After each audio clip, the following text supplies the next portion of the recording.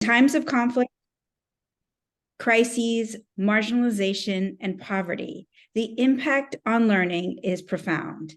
However, we all believe in the power of education to overcome these challenges. We gather here to shine a spotlight on accelerated education programs as a beacon of hope for those affected.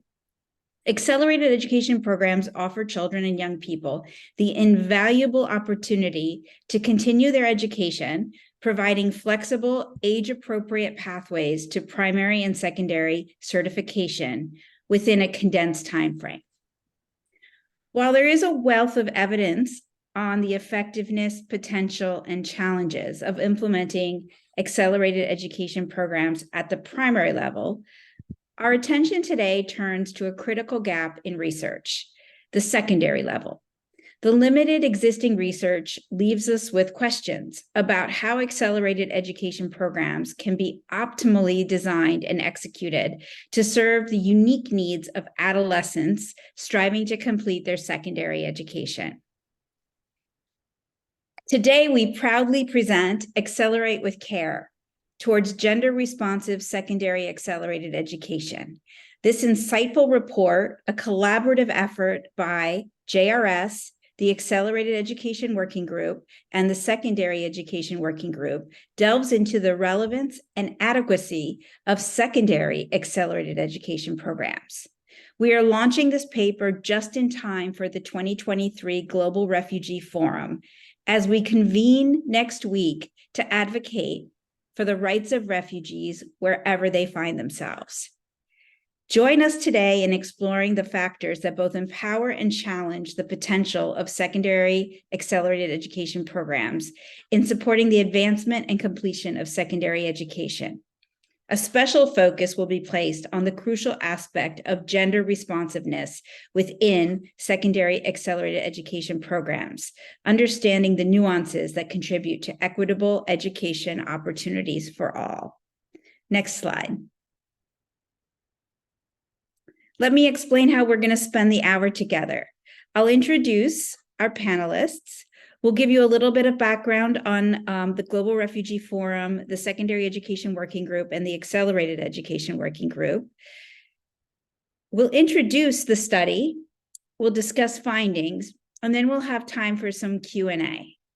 I just want to make a note that within the presentation, we have pre-recorded videos from some of our panelists because we were trying to make sure that we didn't have any technical issues during this webinar. Next slide, please. Now I'll introduce our panelists.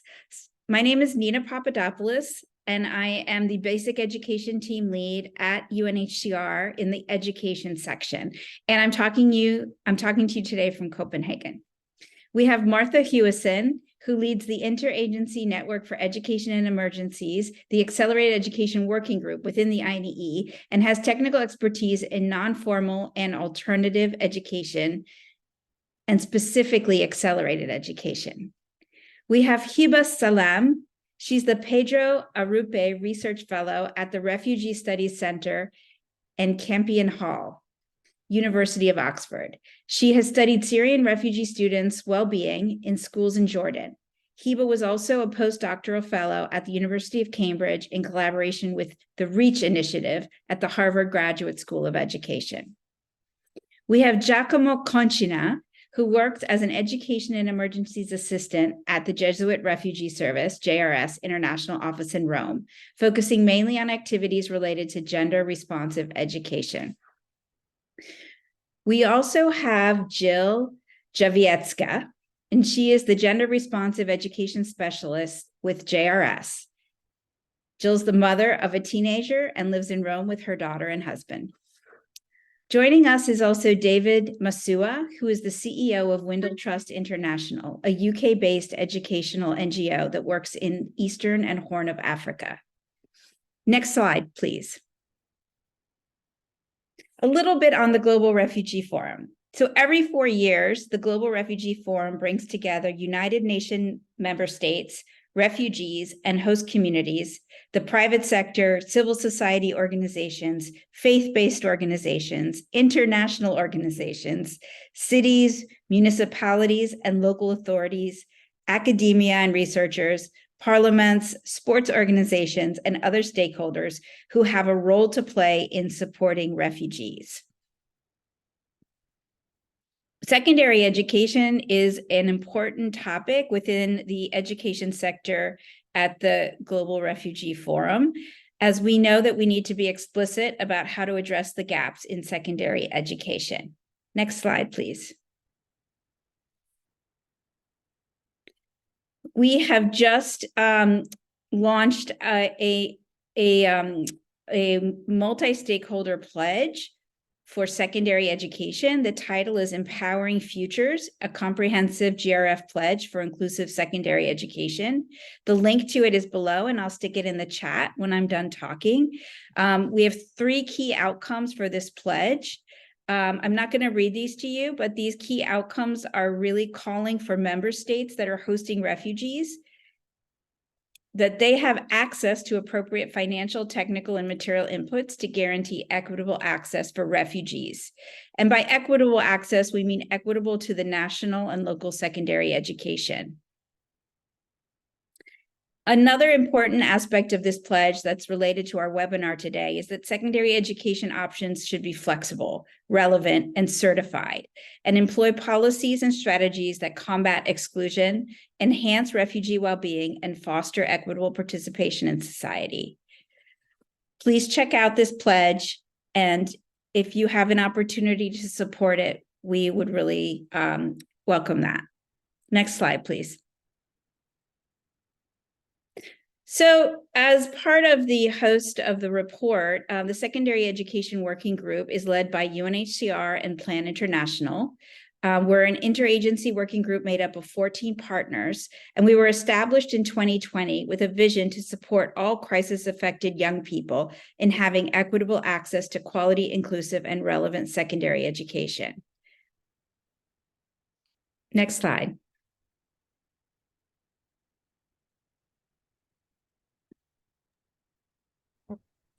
Great, thank you, Nina.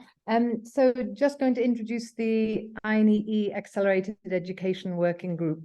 So the INEE Accelerated Education Working Group is a global interagency working group made up of a number of partners who are supporting and/or funding accelerated education programs globally. And really our overarching goal for the Accelerated Education Working Group is to support ministries of education, implementing partners and donors in designing, implementing, and funding accelerated education. Excuse me. And as you can see from the slide below, the AEWG has 5 areas of focus. Starting with the red circle on my left, we work a lot with governments to ensure that accelerated education is included in national education plans and policies. We work to improve the quality of accelerated education. Now I'm jumping to the yellow circle. I think I should just use, oh, and now it's gone. I think I should just use colors. We're looking to ensure that accelerated education programs are better resourced for scale and quality. And we're looking to work to strengthen the resilience of learners, schools, and systems. And lastly, we're looking to strengthen the evidence base for accelerated education. And the Accelerated Education Working Group has just published a new learning agenda. And again, I'll put the link in the chat after I finish speaking. But this report on secondary accelerated education really contributes to strengthening the evidence base for accelerated education. And in actual fact, all of the current Accelerated Education Working Group materials focus on primary accelerated education and non-focus on secondary. But we've seen in the last 3 or 4 years, the expansion of accelerated education at the secondary level. And we have explored adapting our tools and guidance to include secondary accelerated education. But we found there was a real lack of research and evidence in this area. So primarily the question for me is, when is it right to accelerate at secondary level? I think at primary level, the learners being overage is a key criteria for accelerated education, and the need for them to catch up is obvious. But at secondary level, it's not so clear, the age, and it's not so critical. And so there's also this complexity of the complexity of accelerating a secondary curriculum as well. So the INEE Accelerated Education Working Group was really happy to contribute to this research to expand the evidence base. And this report really contributes to the important discourse around secondary accelerated education and highlights the important considerations for accelerated education at the secondary level. Next slide, please. Thank you. And before we introduce our report and the findings, we wanted to note that we dedicate this report to James Opelli, and we want to thank his family for allowing us to do so and for sharing his photo. James was the former education officer for War Child Canada in the Adjumani district in Uganda, and he unfortunately passed away unexpectedly in 2022. He was passionate about education opportunities, and he provided invaluable guidance and help during our research process. Next slide, please.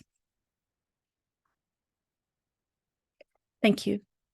So I'll now introduce our study and note what we'll be covering through this presentation.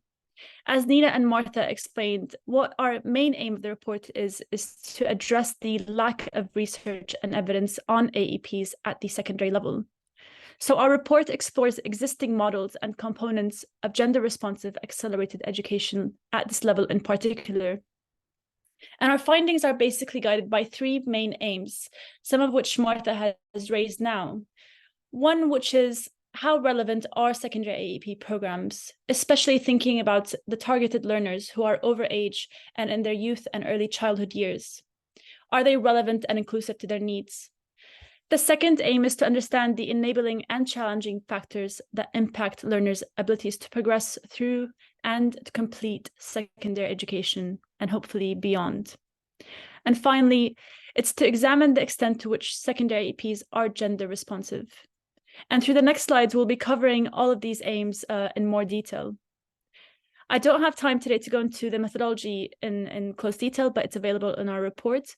But I wanted to mention that we had three stages of research for this report.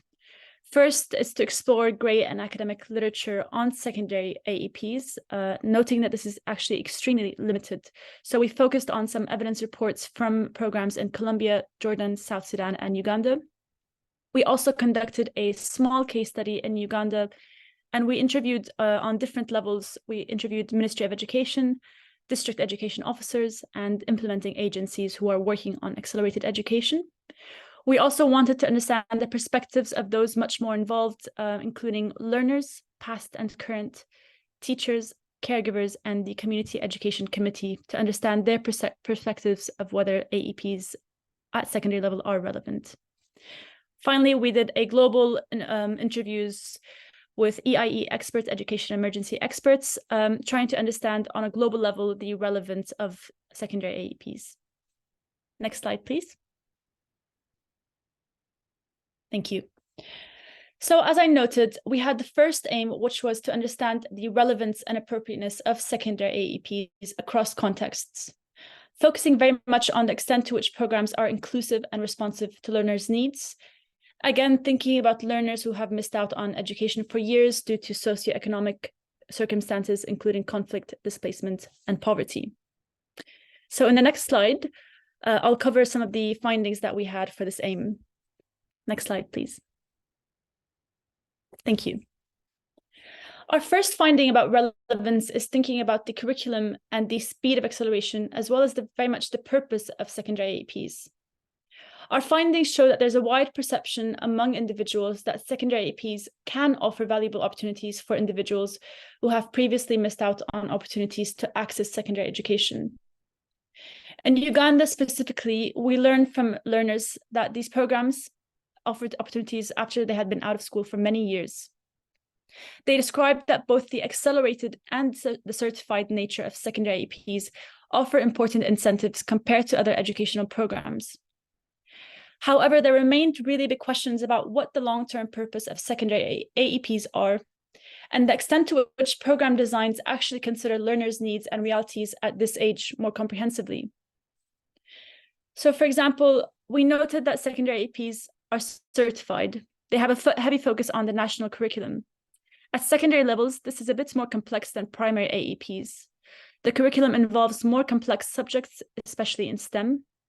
And the accelerated nature also means that there's little room to consider what content is responsive to learners' needs. Equally, we know that learners are older, and therefore they have to consider the value of their education compared to other pressing social and economic responsibilities. While secondary AEPs aim to eventually help young people transition into upper secondary education or vocational training, we learned from learners that they felt there was little support and relevant content within their programs to help them navigate these transitions. We know that this is an issue in the education in emergencies more broadly. There's a need to think about relevant curricula for youth affected by displacement. But in Uganda, we were told specifically by learners and teachers and stakeholders that there is a need to consider the skills that are actually embedded in the curriculum beyond the national curriculum. We need to think about learners' social economic responsibilities and their age. So, for example, there was very much a focus on the need to integrate life skills, including things which are very relevant to the local context. In Uganda, young people talked about the need to learn about harvesting and farming so that beyond AEPs, they can think about their livelihoods. There were also mentions of the need for career counseling and the need for holistic mental health and psychosocial support within SAEPs. Next slide, please. Thank you.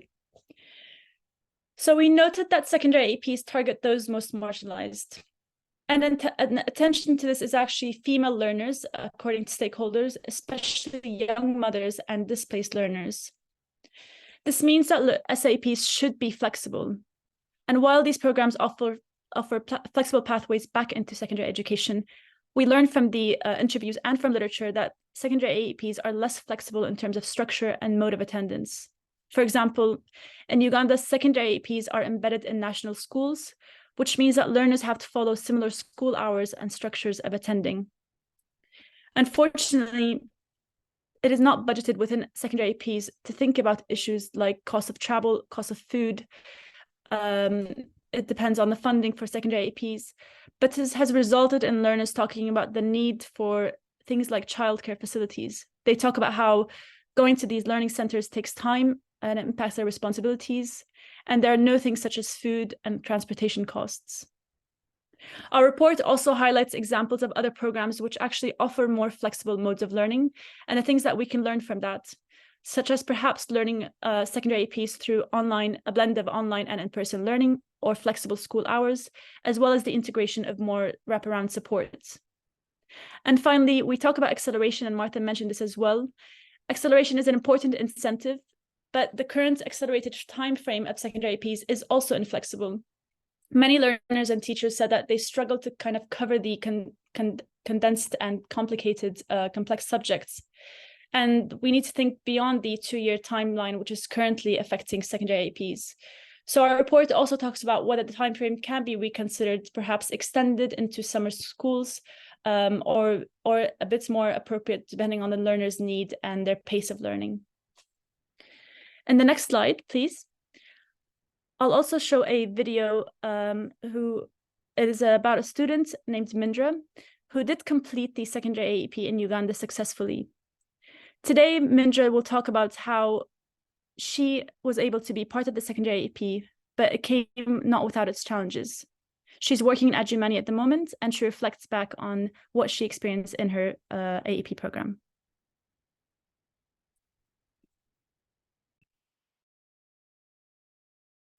My name is Mindra Grace, a beneficiary of AEP program.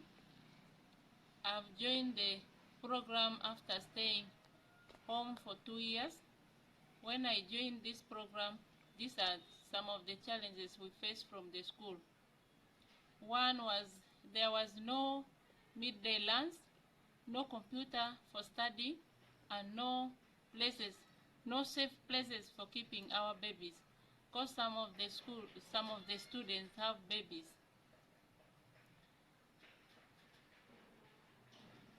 The AEP program should provide more skills training and livelihood opportunities. These are my recommendations for the AEP program. They should provide more funds so that the program should be expanded to enable the young people who have nothing to do at home, so that they can achieve their own goal to earn money to improve on their life standard. Thank you.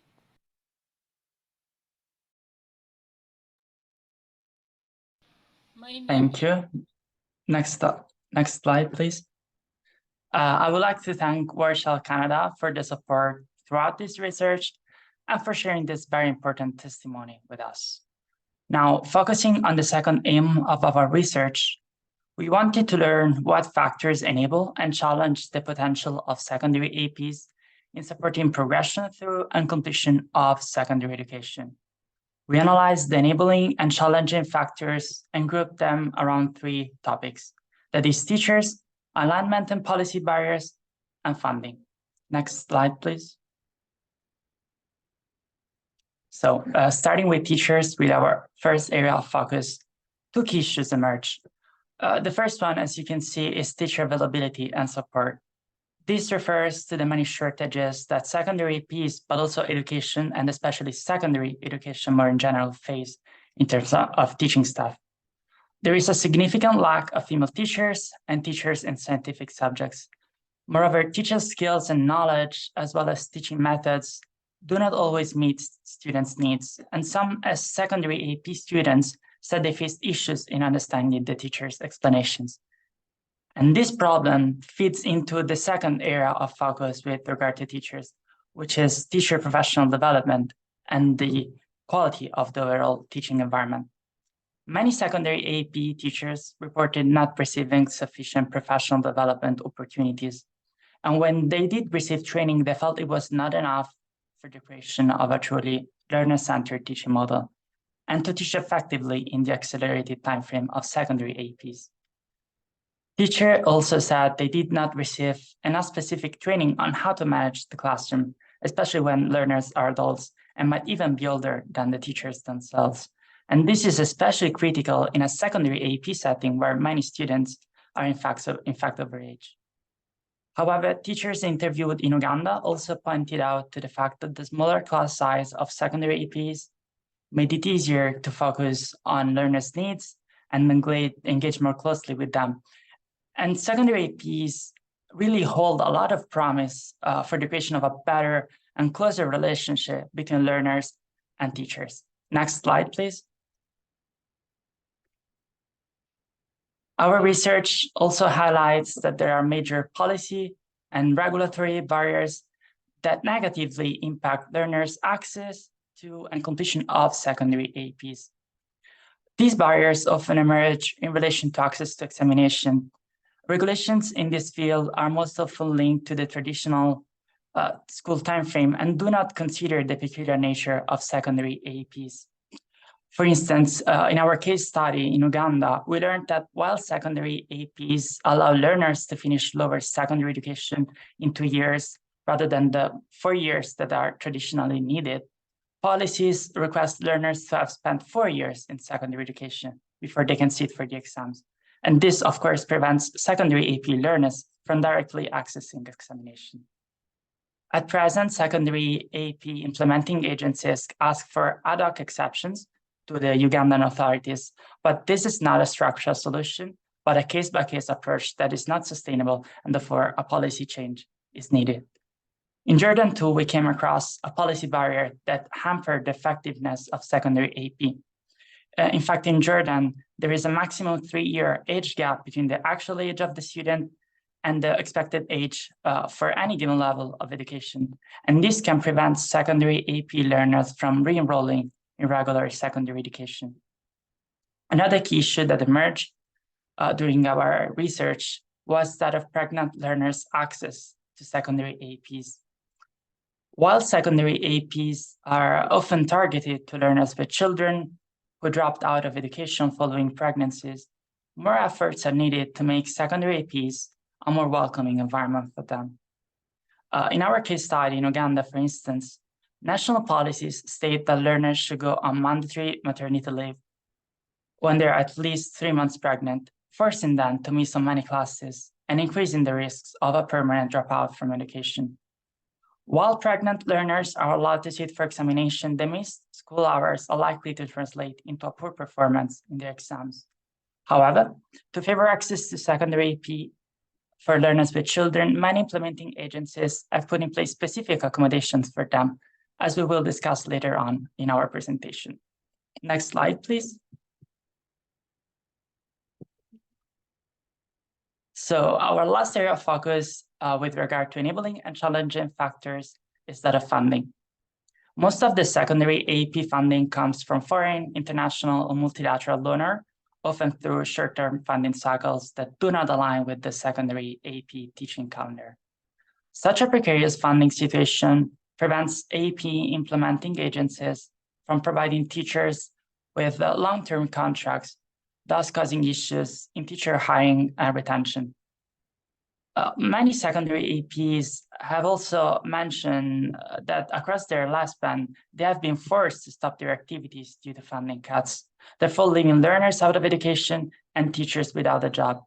These problems are also common among many primary AEPs and lead many teachers to seek more reliable, longer-term employment opportunities elsewhere, including in mainstream schools. This dynamic only worsens the impact of the teacher shortages that we mentioned before. Next slide, please. We will now hear more on the challenges that secondary AEPs face, teachers face, the importance of teacher formation, and the role of policies and policymakers in the effective implementation of secondary AEPs from Hassan Amumpire, who is a teacher in Uganda where Finchurch Aid is implementing secondary AEP. We can play the video now, thank you.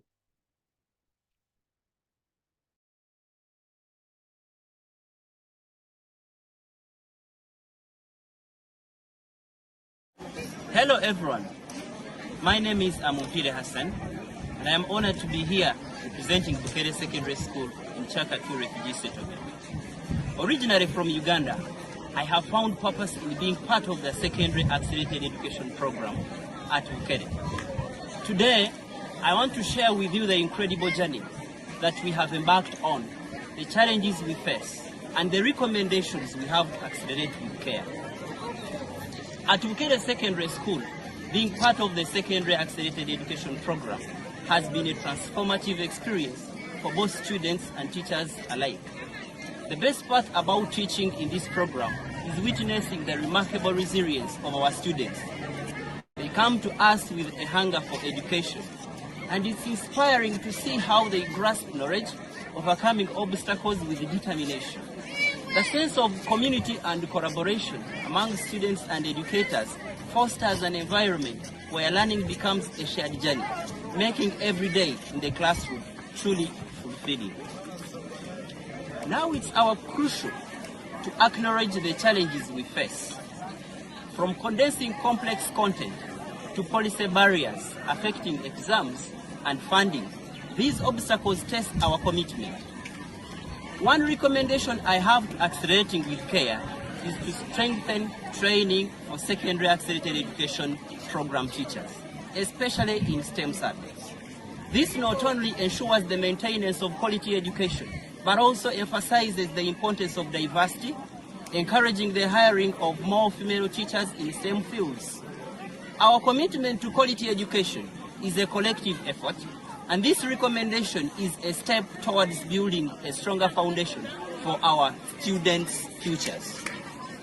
In conclusion, the journey with secondary accelerated education program at Bukere Secondary School is about more than just education. It's about empowerment and resilience. As educators, we are committed to breaking barriers and providing a path for our students to thrive. let's continue supporting alternative approaches to education, addressing disruptions caused by crises, and ensuring flexible access to learning. Together, we can make a lasting impact on the lives of these students and contribute to a brighter, more empowered future. Thank you for joining us on this journey.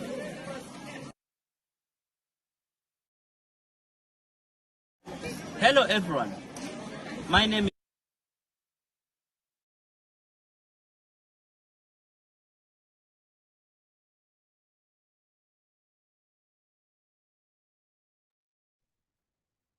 Thanks to Hassan and all the secondary AEP teachers that we met throughout this research. And a special thanks to Finchurch Aid for being our tireless and trusted collaborators throughout this project. The third aim of our research was to examine the gender responsiveness of secondary AEPs and to understand the extent to which secondary AEPs address gender-related barriers to access and completion of certified secondary education. Slide, please. I'm going to share some promising practices and gaps to be addressed that we identified through this research to enhance secondary AEPs by tackling gendered barriers. Please note that most of the examples and reflections I'll share are based on the Ugandan case study. As discussed, secondary AEPs are targeted at youth and especially young women who have dropped out of school and who've been out of education for some time, often due to early or forced marriages, as well as early and unplanned pregnancies, and especially after COVID-19. To succeed within secondary AEPs, these learners need more than access to the programs. They need strong support, as my colleagues have already mentioned. Within secondary AEPs, there are issues related to holistic access, as well as associated costs and equity, which result in learners facing challenges and discrimination as they progress through the programs. And given the unique circumstances of the lives of these learners, again, overaged, but still young, often out of school for many years, and with responsibilities as wives and husbands and parents, learners face what Boisvert, one of the leading experts on secondary AEP, calls compounded exclusions. These are caused by family responsibilities and social expectations that can limit older learners' abilities to progress through secondary AEPs. So beyond the core and condensed learning, learners need other services and support. In Uganda, for example, Finchurch Aid provides cash assistance to female learners and private spaces where learners can breastfeed their nursing babies. Likewise, in South Sudan, Window Trust International arranges volunteer childcare for learners who are parents. And classes are scheduled so that learners can progress through programming while also continuing their livelihoods. I want to emphasize that NGO actors understand and prioritize gender responsiveness in their overall project design, including their recruitment strategies. Funding constraints, however, often limit projects to core components, leaving out critical elements that are necessary for a comprehensive, gender-responsive education approach to secondary AEP.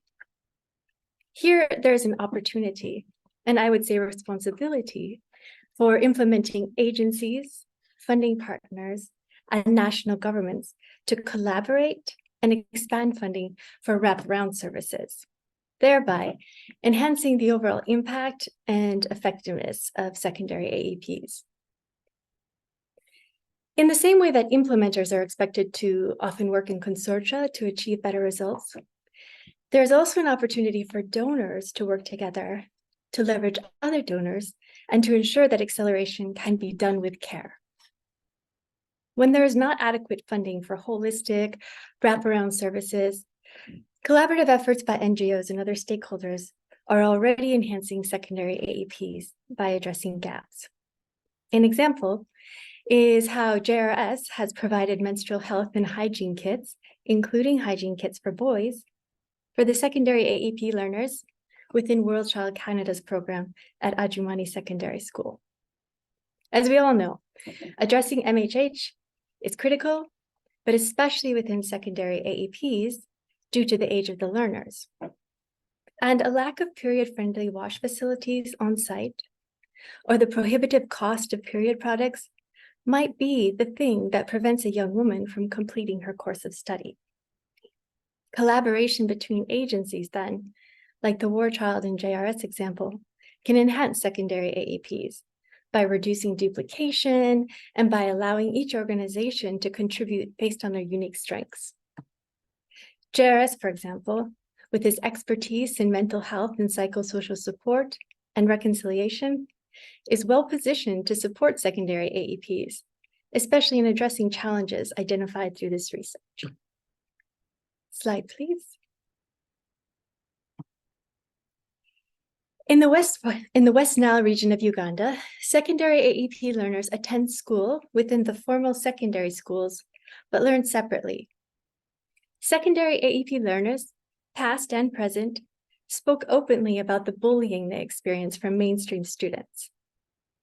Bullying of female secondary AEP learners is often based on their marital status or their role as young mothers. And the learners noted how this creates a hostile and unwelcoming environment, and it makes it more difficult for them as already disadvantaged learners to succeed. However, within this context, secondary AEP teachers did not report having a similar experience. This could be partially explained because secondary AEP teachers usually teach mainstream classes as well. Therefore, they are better integrated into the overall school environment. Slide, please. In the following video, David Masua speaks about the Accelerated Secondary Education Program that Windle International Trust implements in South Sudan. This program accelerates with care by addressing a real need in the community, a shortage of qualified teachers, especially females, by allowing primary school teachers to continue their jobs while working towards a secondary school certification, and by attending classes located close to their homes, where they continue to have a lot of responsibilities as mothers and wives. I want to thank David for his work and for being another great collaborator on this research. Let's hear more about the program from David.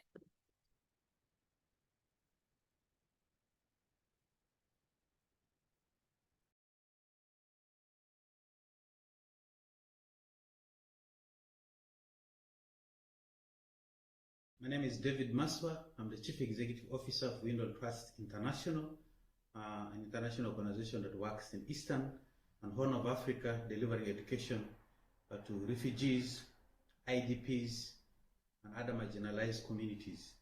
We provide from primary, secondary to university, and even offer postgraduate scholarships to the UK.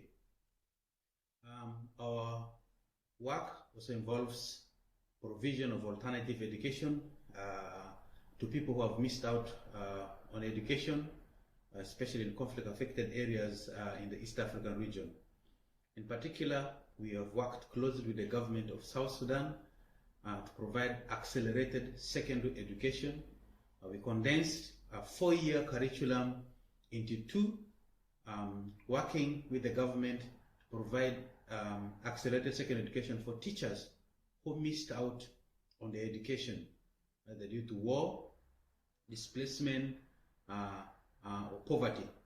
These teachers who are teaching in primary schools but without secondary school qualification are now able to sit the National Secondary Education Examination that gives them a qualification to be able to go on to do professional courses, either to continue as teachers or to do other undergraduate courses.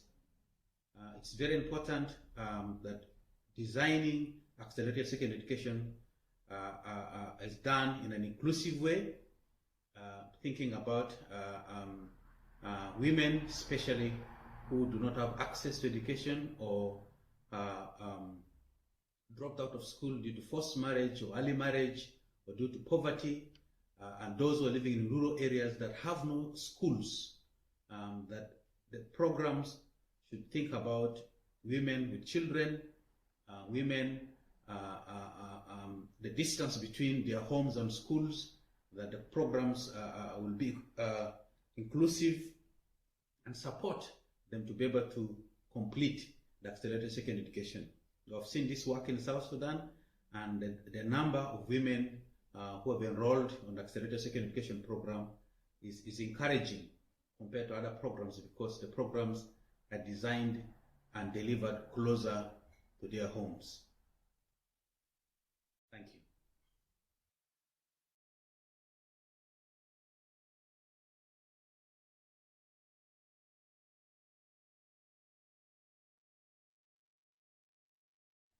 Thank you. First, I would also like to echo Jill's words and thank David for being with us online today as well, and for Wendell Trust International for their very important work on gender responsive accelerated education. I want to just mention that our report includes a full list of recommendations to address each of these three aims.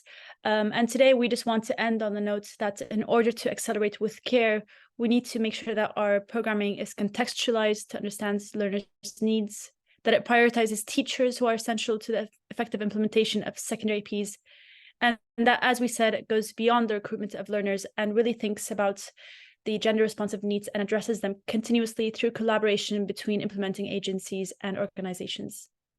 And I'll pass now on to Nina. Thank you.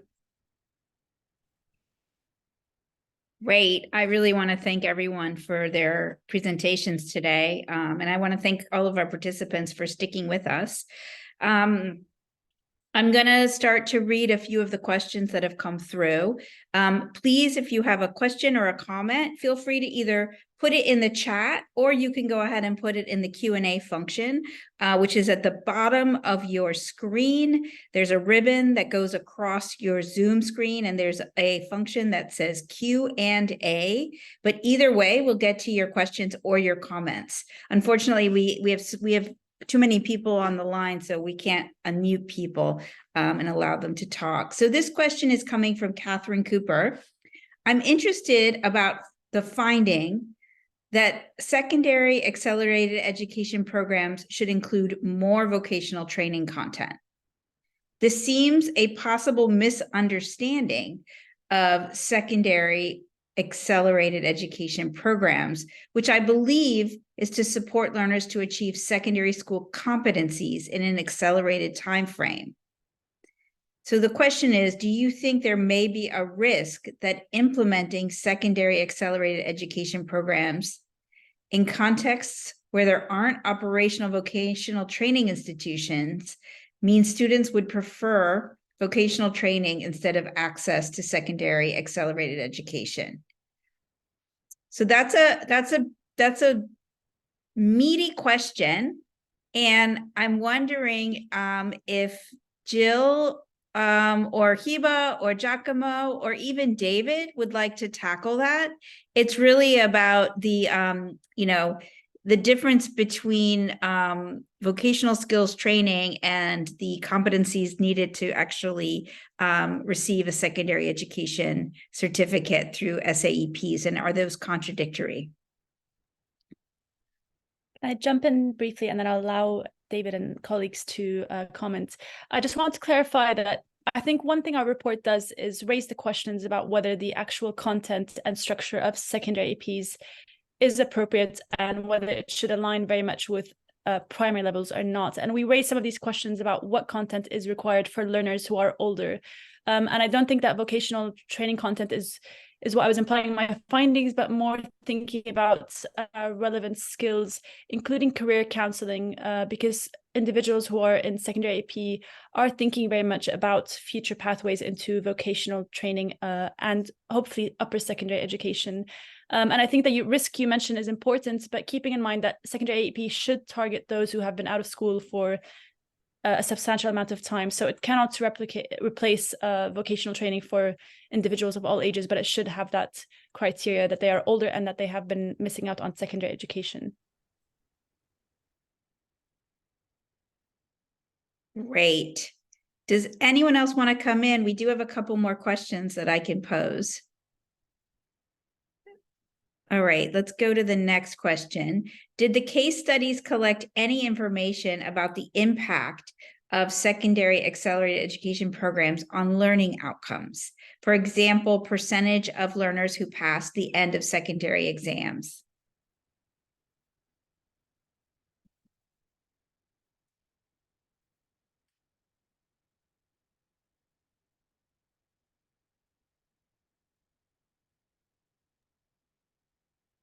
Jill?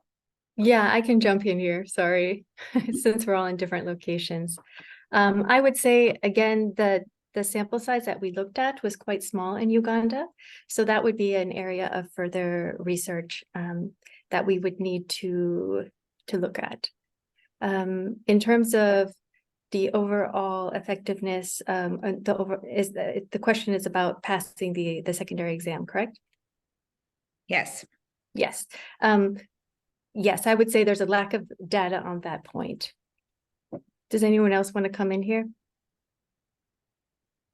To say that, yes, there is a lack of data, and we know from just small focus group discussions that there are individuals who completed the 2-year secondary AP, but we don't know, and it's very important to track whether they have progressed into vocational training or upper secondary education.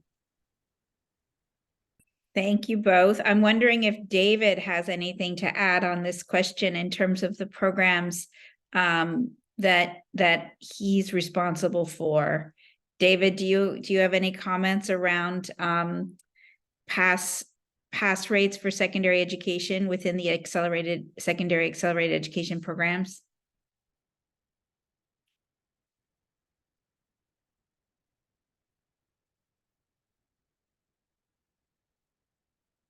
He actually wrote, David, if it's hard for you to unmute, he has an answer here. He says in South Sudan, out of 418 who sat secondary exams this year, 87% passed. Thanks for sharing that, David.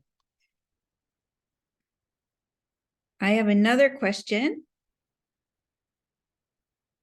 How sustainable are the wraparound services, and can they be implemented at scale?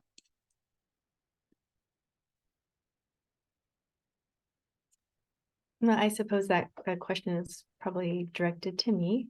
Well, I would say it's a bigger question of overall financing for secondary education generally. We know that it's an overall part of the budget for humanitarian work. Education represents a very small percent, and secondary education is even smaller percent of the financing that's available for education in humanitarian settings.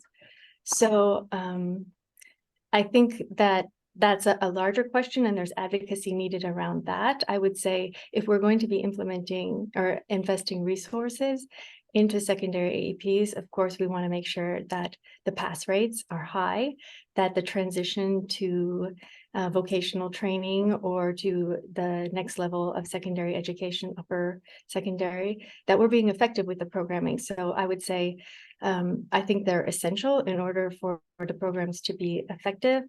And therefore, I think that it's a bigger question of, again, financing. And if we want these projects to be effective, then I think that that we need to make the wraparound services sustainable. I would invite anyone else to jump in here as well. Thanks, Jill. A little bit of a related next question. Greetings from the Geneva Global, Ethiopia. Thanks for joining. How does the program integrate life skills such as critical thinking, problem solving, communication, collaboration, and time management into its curriculum? And I'm just wondering if we can get David. David, are you able to share your video and go off mute to help us answer this question?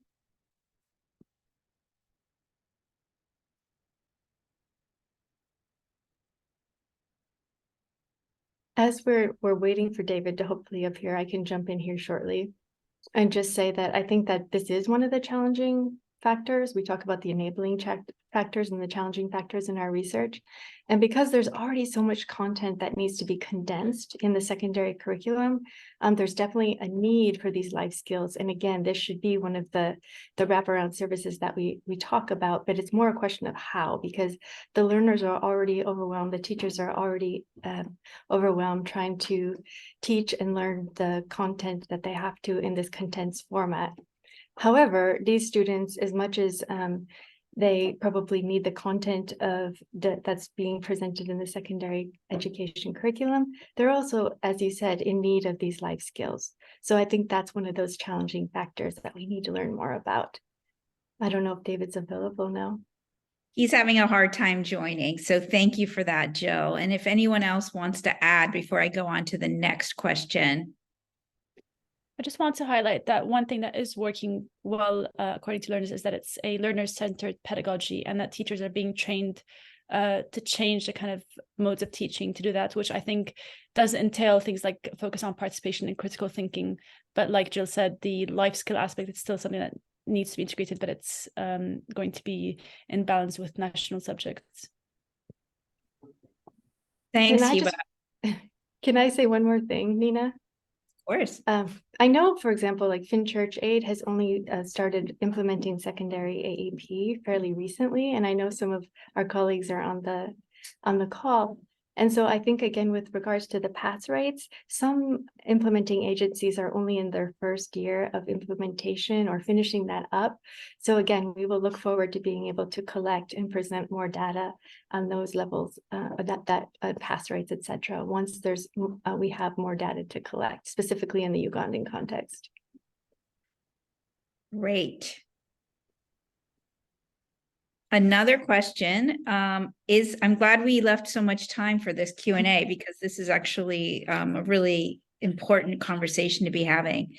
And I can see that there's so much more that we need to talk about. Another question is there a follow-up after they finish their education? Do we know if after passing the exams, they are finding it useful for their future plans? Or does the study only show the impact on passing the exams and doesn't look beyond that? I think I can answer to that, and maybe the others can jump in. So we didn't look for specific data on, post SAEP opportunities, also because there's, as we mentioned, there's a bit of a lack of data on secondary AEPs. So to start with, there wasn't that wide of a, that many sources that we could consult. Speaking with learners from our case study, many of them mentioned that SAEPs were meaningful to them, but to some of them it wasn't so, in the sense that many said that we're back at home now, we finished, we're back at home, what do we do with this certificate that we have? And I think that's why there's this link that we mentioned before in our first question that we answer with regard to the link with livelihoods opportunity, because we investigated on also the relevance for learners' needs and lives. And some of them said SAEPs, as they weren't that relevant because they couldn't really apply what they knew in their daily lives. And we know that in the context where these programs are implemented, for instance, higher education is often not an option, and access to higher education is very limited.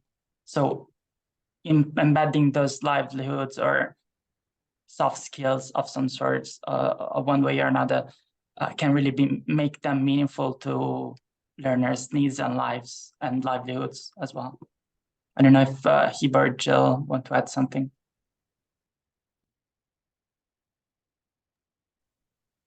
I'll add something. As part of our interviews, we did speak with donors as well, and they are aware of this challenge.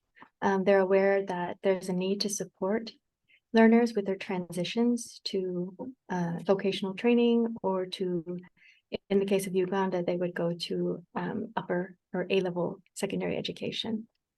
In terms of the window program that's being implemented in South Sudan, again, David could speak more to this, but since the teachers are specifically teaching in primary schools, but they don't have a secondary certification, they've been limited from continuing their education, either formal teacher training education, and they do embed some elements of teacher training into the secondary AEP.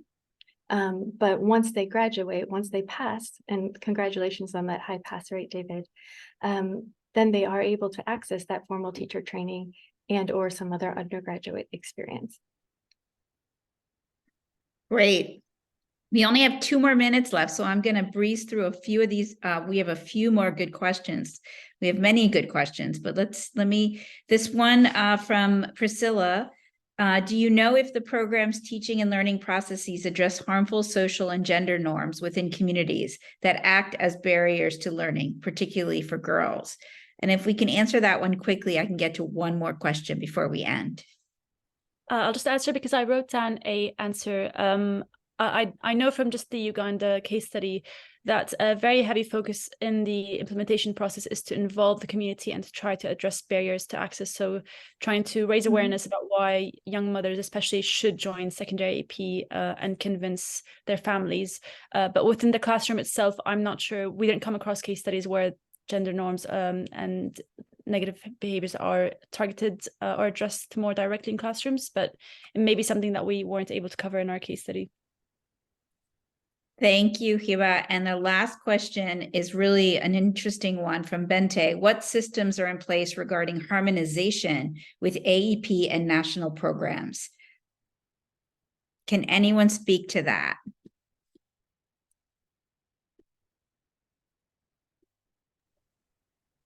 I wonder if Martha's available to speak to that.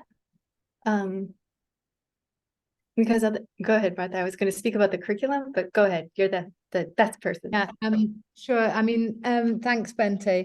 I mean, I think because secondary accelerated education programs like primary accelerated education programs should be using the same curriculum. So it should be aligned with the national curriculum and they should sit the same secondary school leaving exam.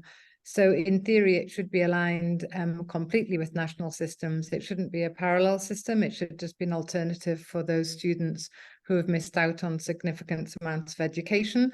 They should be doing the same curriculum, but in a condensed time frame and sitting for the same leaving exam. So it should align with national systems very well. Thanks. Keeping with time, I want to give a great big thank you to INEE for hosting this webinar. I want to thank our panelists for spending time getting ready for this webinar. And I want to thank everyone who joined us today as we have a really important mission ahead of us to advance secondary education in a variety of ways for refugees and crisis-affected young people. So thank you guys so much and follow our developments as we move into GRF next week.